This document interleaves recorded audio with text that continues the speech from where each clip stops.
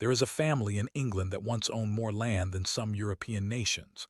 Their name was carved into church walls. Their portraits hung in Parliament. Prime ministers dined at their table. Today, the last surviving heir lives alone, in 3 rooms. Of a 46-room estate he can no longer afford to heat. He is not poor in the way most people understand poor, but he is dying. And so is everything his bloodline built.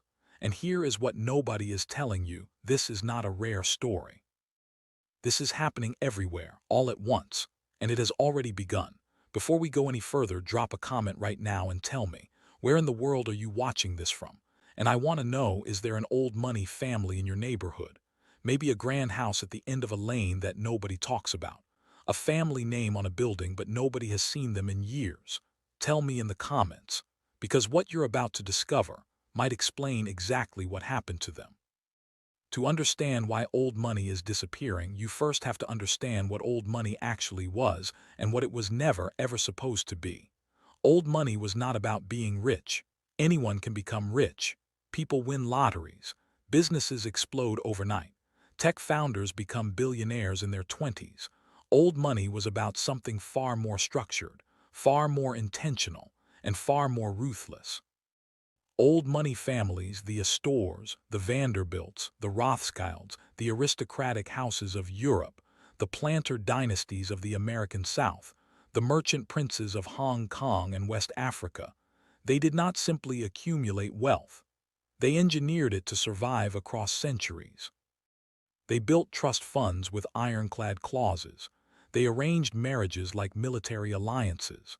They sent their children to the same 7 schools, the same 5 universities, the same 3 law firms, not for education but for access, for the invisible handshake, for the network that money alone cannot buy.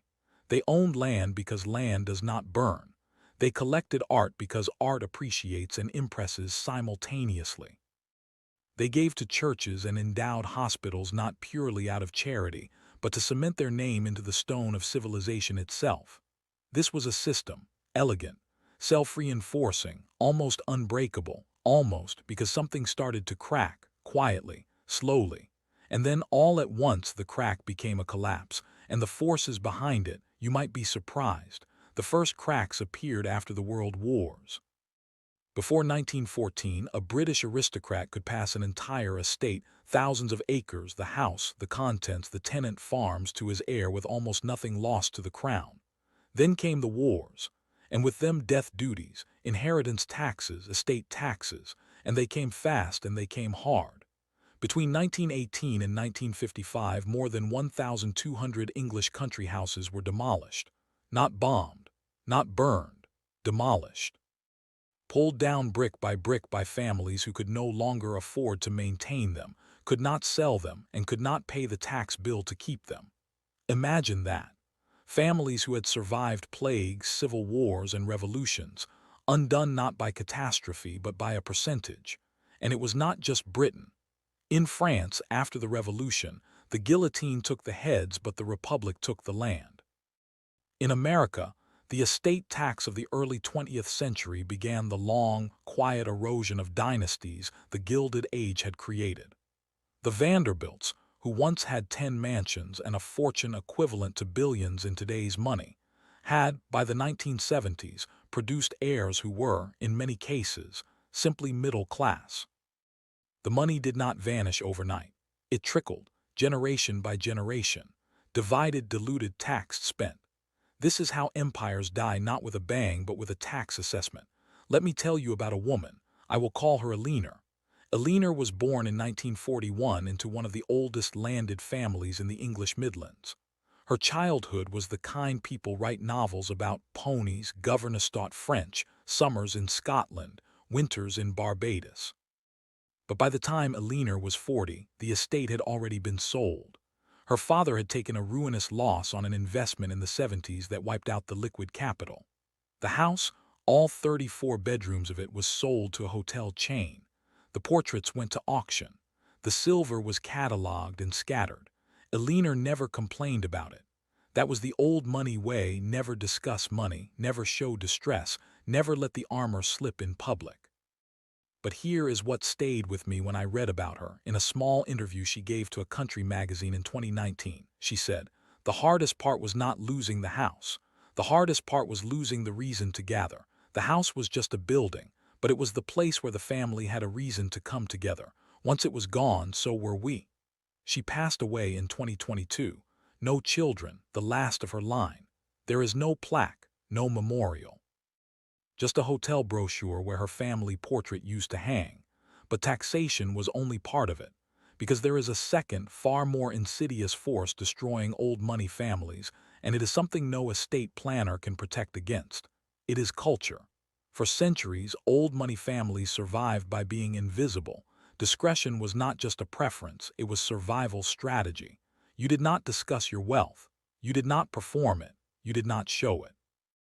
You wore the same tweed jacket for 20 years, not because you could not afford a new one, but because purchasing a new one when the old one still worked was considered vulgar, wasteful, and frankly, embarrassing. Your children understood that the family name was a weight to be carried with dignity, not a brand to be monetized. And then the culture changed. New money arrived with cameras and publicists and social media accounts, and something strange happened. The very things old money had always disdained, spectacle, excess, visibility, became aspirational to the next generation. Old money heirs began to rebel, not with politics, not with philosophy, with lifestyle. They married outside the circle. They rejected the arranged connections. They moved to cities. They spent. They performed. They became, in the language of their grandparents, common. And you cannot maintain a 400-year dynasty when the heirs decide that dynasty is the problem. This is the fracture that no tax code created. It came from within, and it is the one that is hardest to stop. Here is where it stops being an emotional story and becomes a factual emergency. In the United Kingdom, the number of hereditary aristocratic families actively managing ancestral land holdings has fallen by over 60% since 1950. Of the great American dynasties created during the Gilded Age, the era of Rockefeller, Carnegie, Vanderbilt, a store fewer than a handful retain concentrated generational wealth that would qualify them as institutionally wealthy by any modern benchmark. A study on multi-generational wealth retention found that in America, 70% of wealthy families lose their wealth by the second generation. 90% have lost it by the third. 90%. 3 generations. That is all it takes. And remember, these are not careless families. Many of them had lawyers, trust funds, financial advisors, estate planners, and centuries of accumulated knowledge about how to keep money alive. And still, 90%. The old money families who do survive, and there are still some, are the ones who understood something critical that the others missed. And we are going to come back to that, because it matters enormously. But first, understand this. The extinction of old money families is not a slow fade. It is, right now in our lifetime, a cascade. And before anyone thinks this is only a European or American phenomenon, listen carefully. In Nigeria, the great merchant families of Lagos and the Niger Delta, families whose wealth was built across the colonial and post-colonial era in trade, land, and law, are facing the same fractures. Bitter inheritance disputes, assets frozen in probate for decades, children scattered across 3 continents with no unified vision for the family's legacy. In India, the old Zamindar families' landed gentry who once controlled entire districts were decimated first by partition, then by land reform legislation, then by the simple mathematics of dividing land among too many heirs. In Ghana and Senegal, families who built extraordinary wealth across generations are watching that wealth evaporate in a single generation of legal battles, undocumented assets, and cultural pressure to distribute rather than consolidate. This is a global phenomenon, and it is accelerating. The question that no one is asking loudly enough is not, why is this happening? The question is there anything that can stop it? Now, the families who survived, because they do exist, and their survival was not luck. The Rothschild family, despite every force of history arrayed against them, including persecution, war, and revolution, remain one of the most financially sophisticated family networks on Earth. Why? Because they institutionalized the family. They created formal structures, councils, rules, agreements written in legal documents, not assumed in conversations. The Walton family, though new money by old money standards, has studied the playbook and executed it with discipline. Unified family office, clear governance, intentional stewardship. Even closer to our world, look at the quietly wealthy families in your own country who have lasted. They share certain characteristics. They do not divide. They consolidate. They do not display. They invest. They do not assume the next generation will simply know what to do. They teach, deliberately, systematically.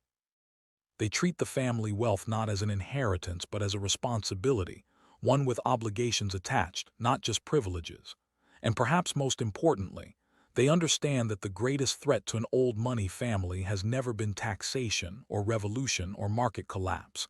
It has always been the family itself. Unity is the strategy. Everything else is just tactics. Here is the thing that actually keeps me up at night about this. Old money families at their best were carriers of something beyond wealth.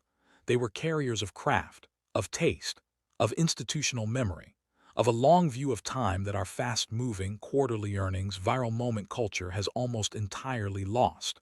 When they go extinct, and they are going, we do not simply lose wealthy families. We lose custodians. We lose the people who thought in centuries when everyone else thought in seasons. We lose something about civilization that is very, very hard to rebuild once it is gone. And the silence left behind them, it is not empty, it is loud. If this video made you think, you need to subscribe right now. Because next week we are going inside the actual systems that surviving old money families use to protect wealth across generations. Trusts, family councils, the rules they never break, the mistakes that kill dynasties. You do not want to miss that. Subscribe, hit the bell, and I will see you there.